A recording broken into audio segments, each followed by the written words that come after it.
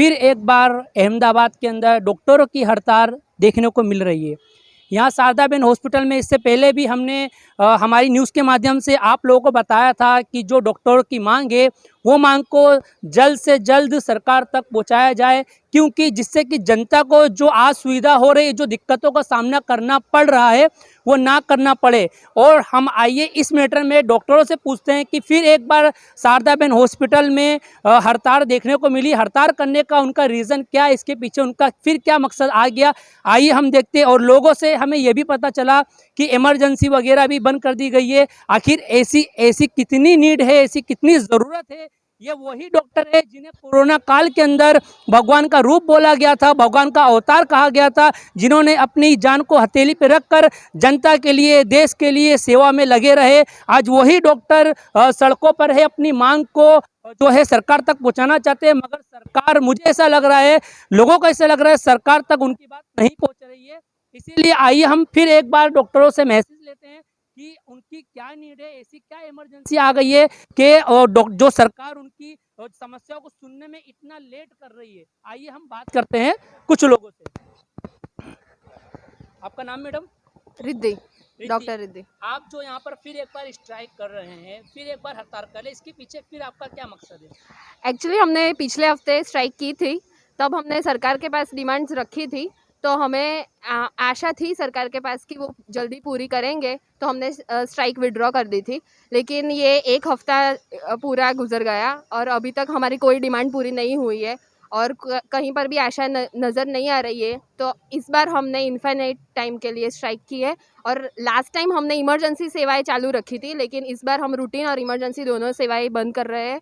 जब तक सरकार की तरफ से कोई पॉजिटिव रिस्पॉन्स नहीं आता तब तक हम ये स्ट्राइक जारी रखेंगे।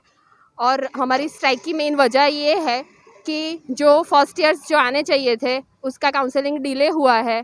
कोविड की वजह से एग्ज़ाम तो डिले हुई ही थी, लेकिन अभी सरकार की वजह से ये एडमिशन्स भी डिले हो रहे हैं और उसकी वजह से हमारे पास जो वर्क फोर्स है वो कम हो गया है।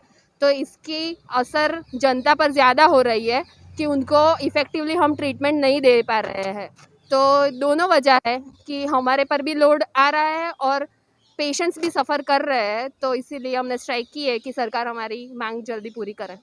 अच्छा, मैंने ये देखा है कि हर एक पेशेंट ये चाहता है, हर एक जनता ये चाहती है कि उनके जो पेशेंट हैं उनको अच्छी से अच्छी ट्रीटमेंट मिले डॉक्टर द्वारा। जहाँ तक मेरा ऐसा नॉलेज है कि डॉक्टर के ऊपर भी कभी कभी कोई जनता जो होती होगी वो अपना जो गुस्सा दिखाती होगी, उस पर आप लोग को क्या सामना करना पड़ता है?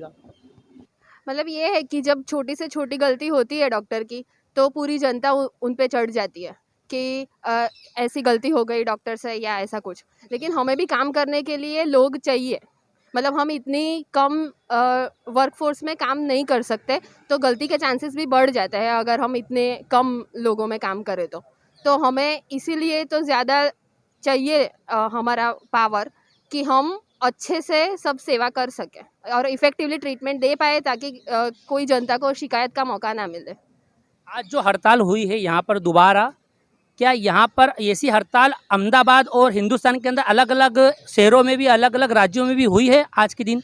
हाँ, सभी जगह ये हड़ताल चालू हुई है। अहमदाबाद में भी सारी जो हॉस्पिटल है, सरकारी या प्राइवेट, सभी हॉस्पिटल्स में 2-3 दिनों से चालू ही है ये स्ट्राइक। और पूरे इंडिया में ये अपोज हो रहा है ये डिसीजन का, तो हम भी उनके साथ ही है।